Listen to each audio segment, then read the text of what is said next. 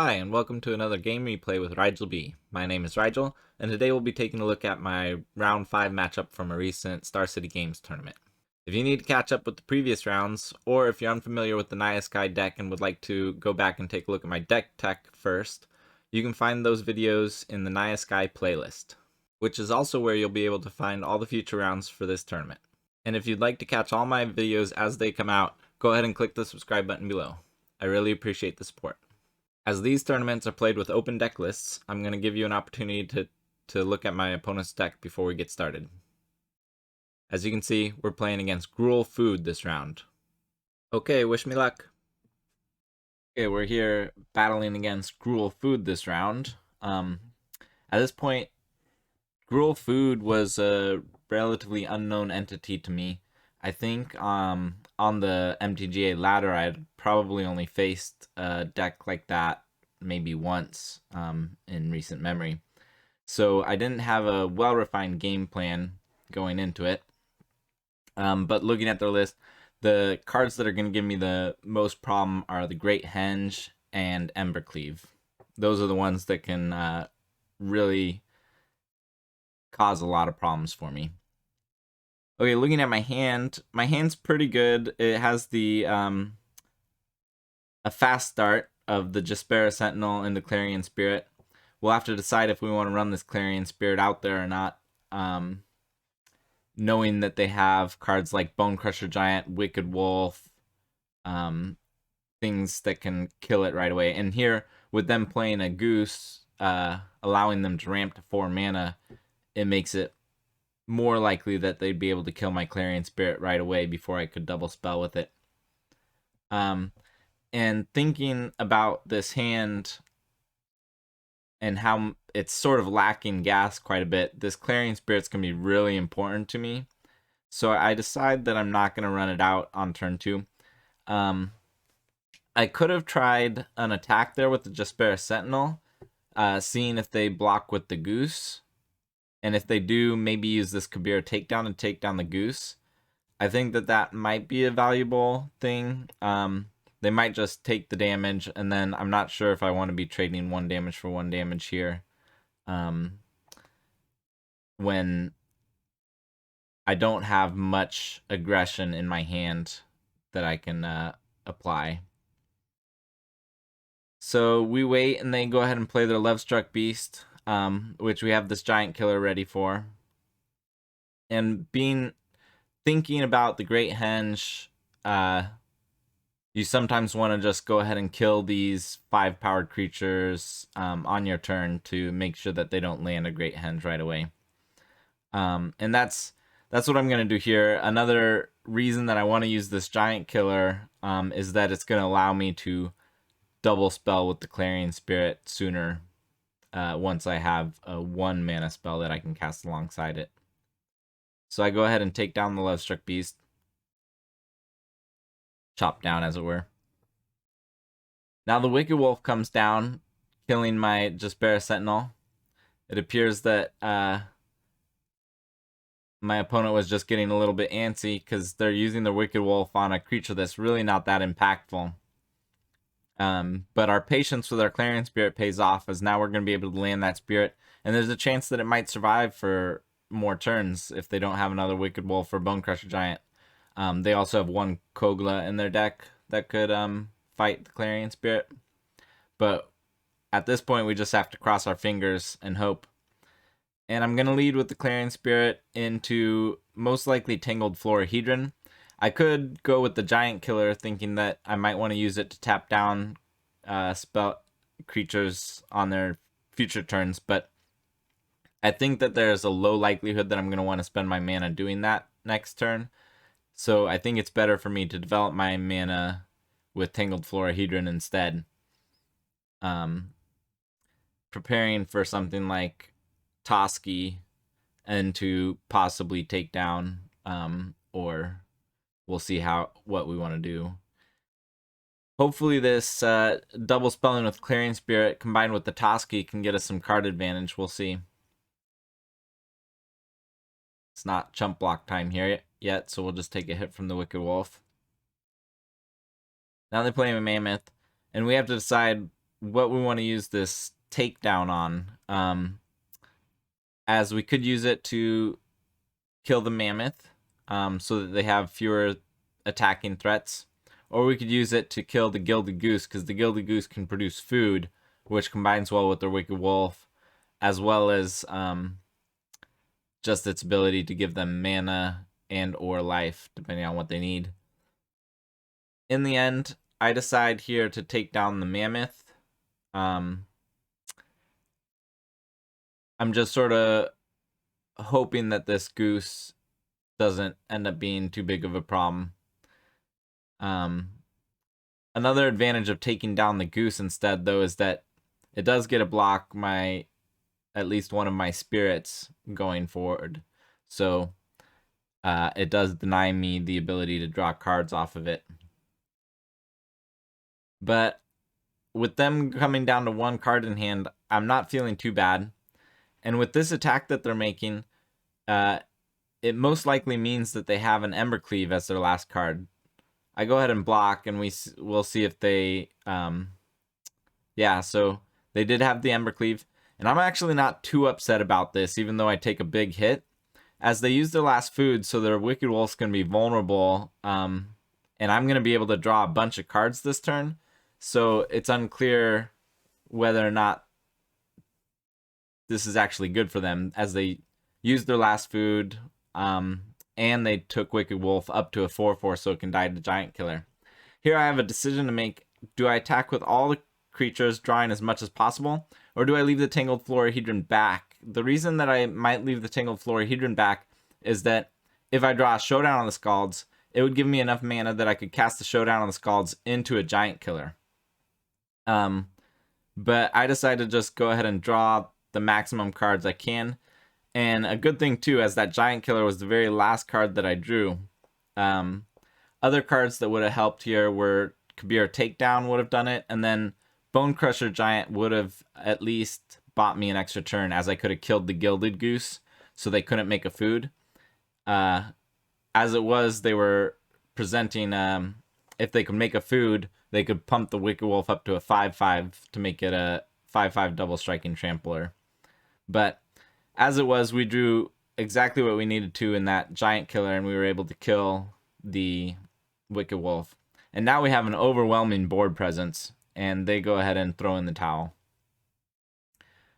So that was a great game for us. It really played out well, even though we had an anemic looking start. It turned into something nice. Here, like I said, I'm not too familiar with the matchup, and I'm gonna have to formulate a bit of a game plan. The cards that I could be thinking of, the Archon of Absolution is not really where we want to be. The Redain, I can see a couple copies of that just to get some evasion and slow down their Great Henge and Embercleave, and they'll probably be sideboarding in a Crow and War as well. They have 2 copies of that in the sideboard. So those 3 cards are possible cards that it can slow down, as well as the evasion is kind of nice, because they have lots of ground blockers. Other ideas are the Draenith Magistrate, because they have Lovestruck Beast and Bone Crusher Giant, but with just the 8 copies of adventure creatures, I really don't think the Draenith Magistrate is worth it, so we're going to leave that one on the sidelines. The Red Cap melee, its targets that are red is really just that Bone Crusher Giant, so I don't think that's worth it. Run Afoul only has the Gilded Goose to kill. I don't think that's worth it. Another idea, Felidar Retreat. Felidar Retreat could sort of help me go wide, but in the end, I just don't think it's impactful enough. Like, their creatures are very large, and so it would take multiple triggers from the Felidar Retreat pumping my team to make my ground creatures big enough to attack another ground creatures. So it'd really be how it's affecting my flyers, which it could be useful for that. But again, they also have a Kogla in their deck, and an enchantment like Felidar's Retreat isn't necessarily great there, because the Kogla gets to destroy an enchantment when it attacks. So we just bring in the 2 Redain, and we trim a Toski and a Fairy Guide Mother. And the Toski, basically they don't have any way to deal with it. and the Toski's legendary. So that's why I trim one of those. We'll see how this plan works out. Okay, this hand's pretty clear mulligan, no land. Our next hand here, it's not too bad. Our land's going to be slow in that of our 3 lands, 2 of them come into play tapped. And we have a tricky decision about what to get rid of here. I think that it has to be either a Clarion Spirit or the Lovestruck Beast. And I'm not sure which one it should be. I kind of feel like the Clarion Spirit is really important in this matchup, as the Taking to the Skies is really valuable. But putting the Lovestruck Beast on bottom, I'm not going to be able to double spell with my Clarion Spirit very easily.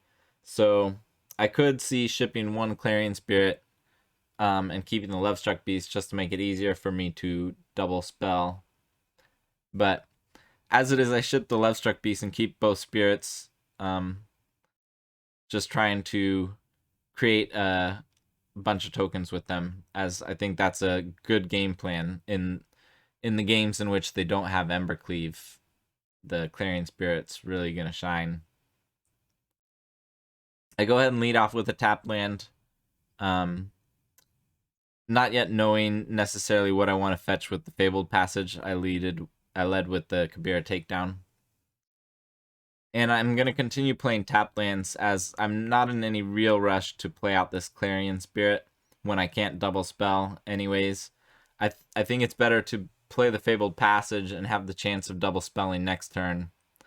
But we still have to decide what we're going to fetch with this, because in order to double spell, we may need double white, which would leave us missing one of our colors, as this pathway can either make red or green, but not both. Or I could fetch a forest and have access to all my colors, but have it be a situation where I might not be able to double spell. Here with them leaving up all of their mana, they could just be making food with their goose, which is a valuable way for them to use their mana. But they could also have a Bone Crusher Giant or a Fire Prophecy, which is another card that they had in their sideboard. Which makes me less eager to run out this Clarion Spirit. And also, their deck is chock full of targets for chop down. So I don't necessarily want to just go Clarion Spirit and then play out a Giant Killer when the chop down is so valuable. I decided to go get a white source, just thinking that I may need it for the double spelling, and right now I don't have anything in my hand that takes green, and if I manage to land this showdown, I should be able to find a green source eventually. So I don't think it's too important for me to fetch green right away. I have a debate here. I decided I'm not going to run out the Clarion Spirit into chop down, and I'm not going to run the Clarion Spirit out at all, just because I don't want them to Bone Crusher Giant or Fire Prophecy it. So then I have a decision between bringing this Gigantha back to hand or just leaving up Giant Killer, as there's some chance that they could play a target for Giant Killer on their turn. With access to 5 mana, they could have Heart's Desire into Lovestruck Beast. They could have Elder Gargaroth. So, you know, there's a few targets that I could use the Giant Killer on. As it is, they just have another Scavenging Ooze. Scavenging Ooze is a sort of strange card for them to have in post board. I don't know exactly what their thought process there is. I don't make use of my graveyard. Maybe they're just thinking that the ability for it to grow and gain life is relevant enough in this matchup. So here I do draw a 4th land, which is great for me. Now I again have to decide, am I going to start developing with these Clarion Spirits or not? And again, they have 2 mana up. So in order for me to double spell here without playing out a Giant Killer, I'd have to go Clarion Spirit into Clarion Spirit. And I'd be really worried about them just Bone Crusher Gianting, Fire Prophesying, whatever, on my turn, and then untapping and playing like a Wicked Wolf to kill the other one, and just negating all of my potential to make use of these Clarion Spirits. So I decided to go with the Showdown on the Scalds, thinking that the +1/+1 triggers that it can give me the next turn are going to be useful. So then I could just run out some creatures and grow them big enough to just brick wall the oozes for a little bit. But now that they play a Kogla, at least they didn't get to fight a creature with it, which is nice. But it does mean that I'm going to have to kill that Kogla this turn, which means I'm not going to get to play much of what I exiled with the Showdown on the Scalds. But even though I miss out on that value, at least I did get a land and one spell off of it. And it's not like I have a shortage of cards, so missing out on the extra card advantage isn't too bad.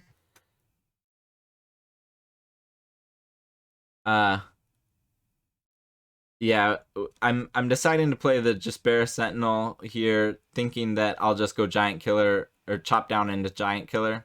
The other option was, instead of Jasper Sentinel, I could play it like a Tangled Florahedron into Giant Killer to develop my mana a little bit better.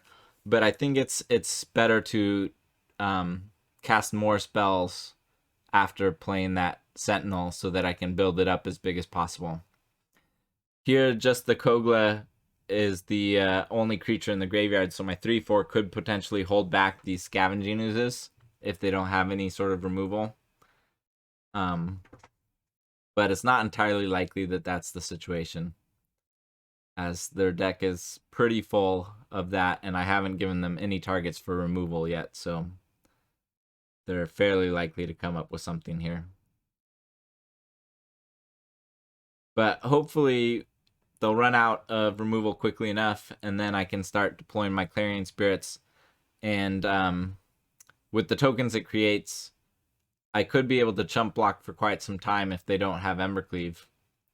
Another thing that could give some problems is feasting Troll King, as that also has trample.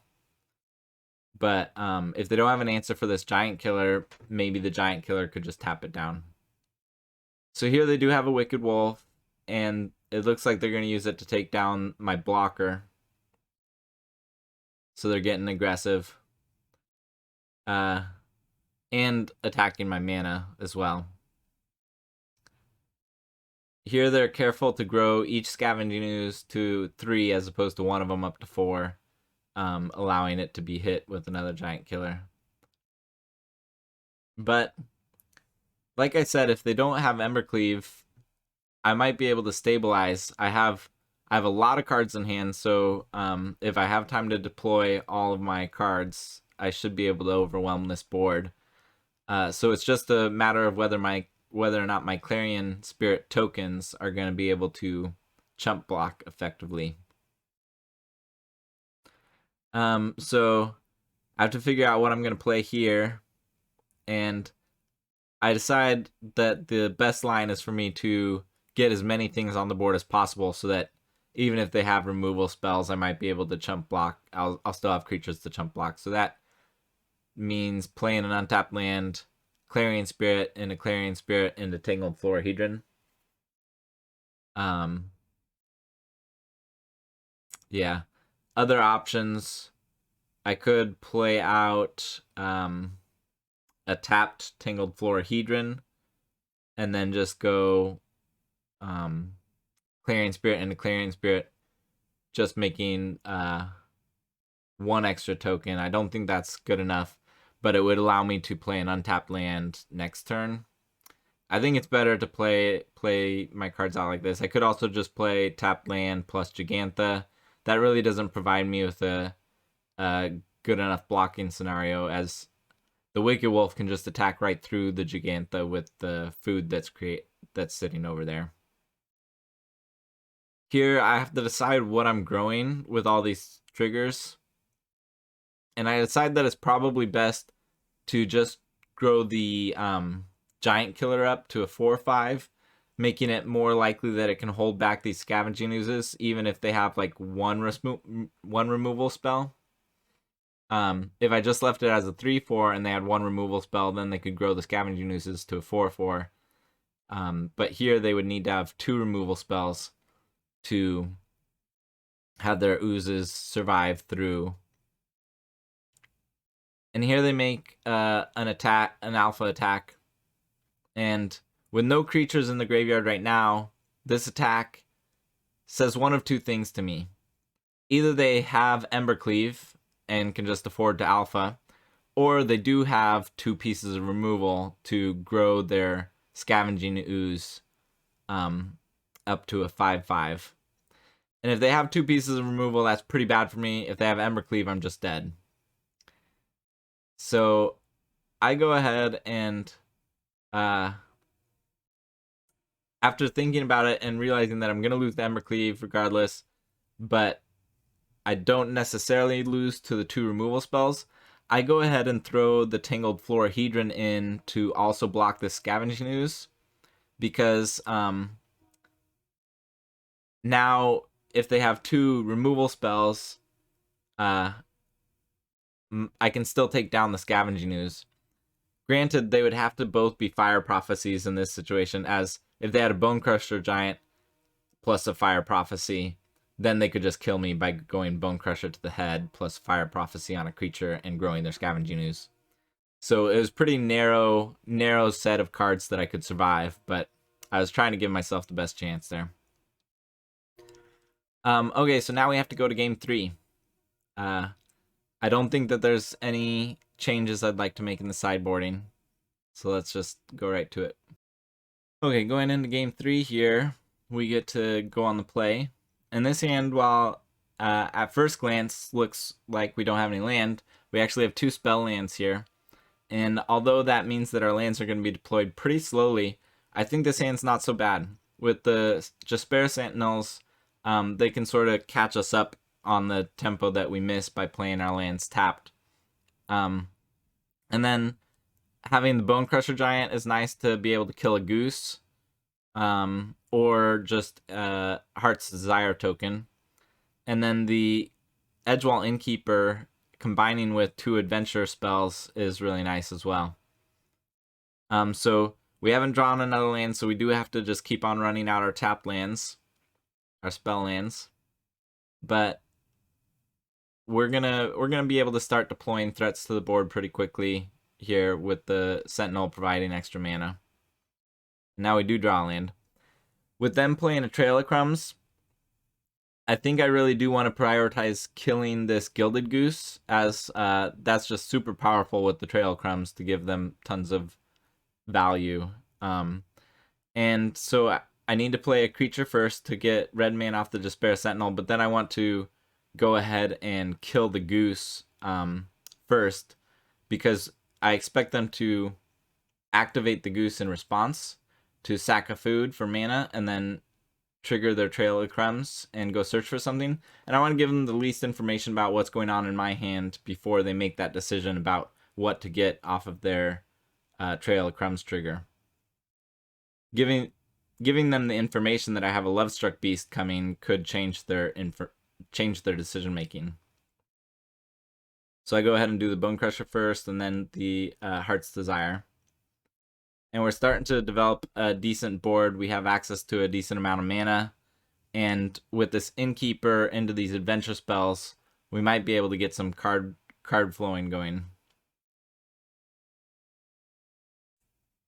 So now we have to decide which one of these, and I think that just playing the Lovestruck Beast makes sense, as it's going to provide the most pressure.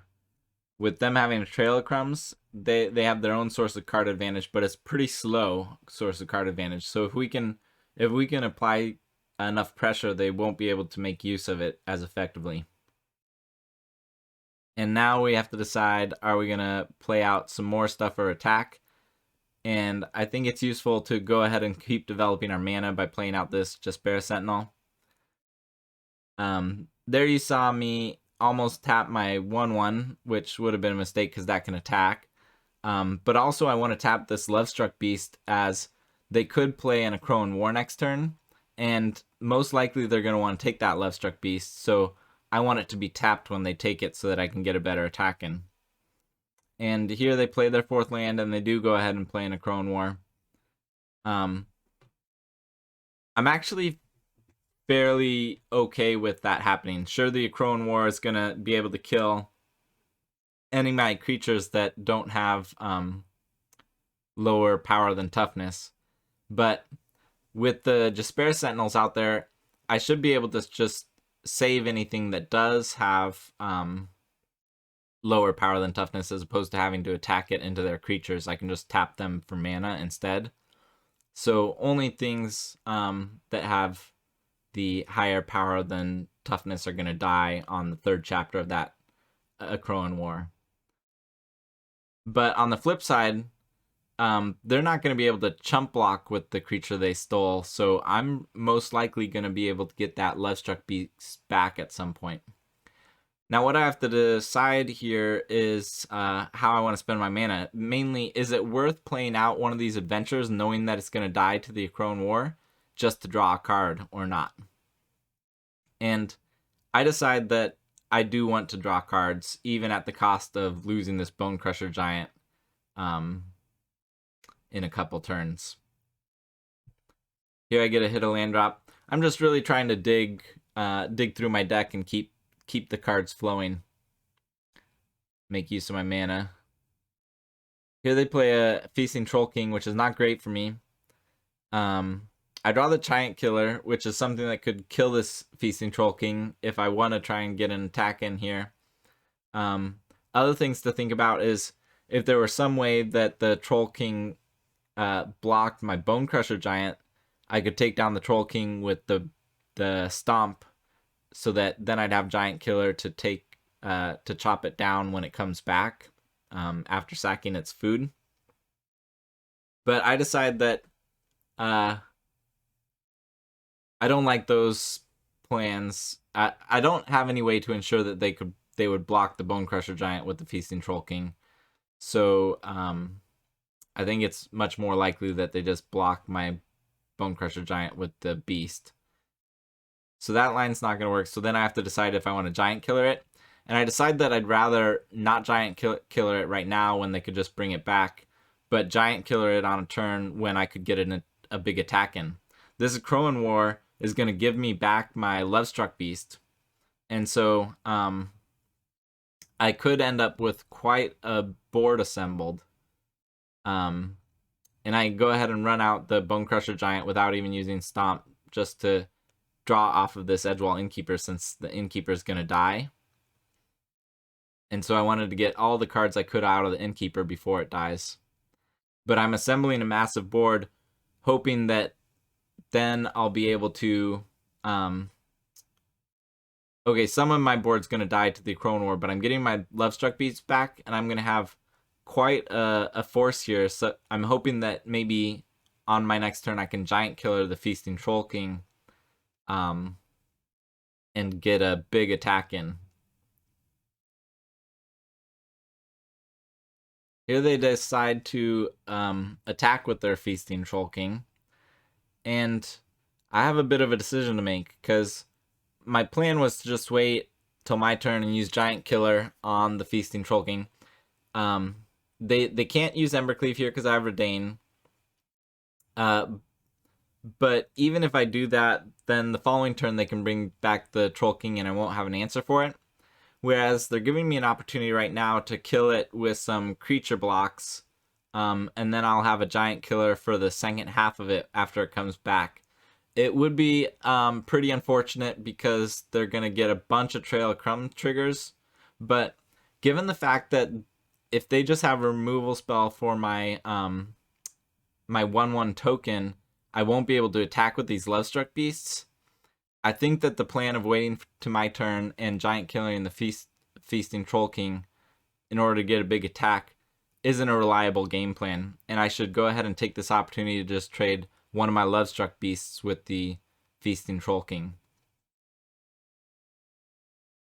And so now I actually, I feel like that's a decent trade for me, even though they get to bring it back with all of the food and get a bunch of Trail of Crumb triggers. I at least get to save this Giant Killer for finishing it off and getting it gone for good. Here they go. I I'm pretty happy with what happens here as they go for a Wicked Wolf to kill my Lovestruck Beast, which means that they're going to only get to trigger these Trail of Crumbs twice, as opposed to 3 or more turns. They're making use of every single one of their food. They're sacking every single one of their food, but only triggering the Trail of Crumbs twice, which is a good result for me. It means they don't get the card advantage out of it. And now the fact that we have this giant killer to finish their blocker means that we're going to get a pretty good attack in. Drawing another giant killer is great, as that Wicked Wolf is unprotected right now. And so I can go ahead and make use of that. We saw that they got a Lovestruck Beast and a Crone War off of their triggers. I'm definitely... So I chopped down the Feasting Troll King, and I'm definitely going to be playing out a giant killer so that I can tap blockers. Then the question is, am I going to make use of this other giant killer and play it? Am I going to use the giant killer and not play it? Just the reason I would not play it is that it requires me to tap 2 more creatures that would be able to attack. So with them at 17 life, if I just attack with everything, I'm going to deal them 9 damage, taking them down to 8. Which I decide with 1 giant killer out there, it's good to just get as much damage in as I can, as fast as I can. For instance, if I get them down to 8, and they play the Akroan War, they're most likely going to take my Redain, as that's the only untapped creature. And it's going to take all of their mana to do that, which means that then I could giant killer the Redain, and I would have exactly 8 damage to attack with. So my attack here is designed to put them in a situation where they can't just cast that Akroan War unless they have another land, so that they could play Heart's Desire for a token. And here they go for a Heart's Desire, and they do actually have the land, so they do get to play the Akroan War, taking my Redain. But I was trying to put them in a situation where if they just played the Akroan War, they'd be dead on board. As it is, I don't think my situation's too bad. I can tap down the Redain and get in a pretty good attack here. If I attack with everything, they're not quite forced to chump block the Bone Crusher Giant, but if they don't, they'd be going down to 1, which is a pretty difficult spot for them to be in. And really, even after they chump block the Bone Crusher Giant, they're going to be in a difficult situation, as they'll still be taking 4 damage down to 4. And I'll get to play out this other giant killer so that I'll be able to tap down 2 blockers on future turns. So it's becoming harder and harder for them to survive the onslaught. Here they decide to go ahead and with the blocking the Bone Crusher Giant, and I run out this giant killer and bring back the Gigantha to use all my mana. When people bring in a Akroan War against me, I'm really not that upset about it. Okay, so we get the concession and the win, get to go 5-0. If you've made it this far, thank you so much for watching, and I really hope that you'll join me for the next round. To find all the future rounds for this tournament, check out my Naya Sky playlist. And if you'd like to catch all my videos as they come out, go ahead and click the subscribe button below. Okay, see you next time.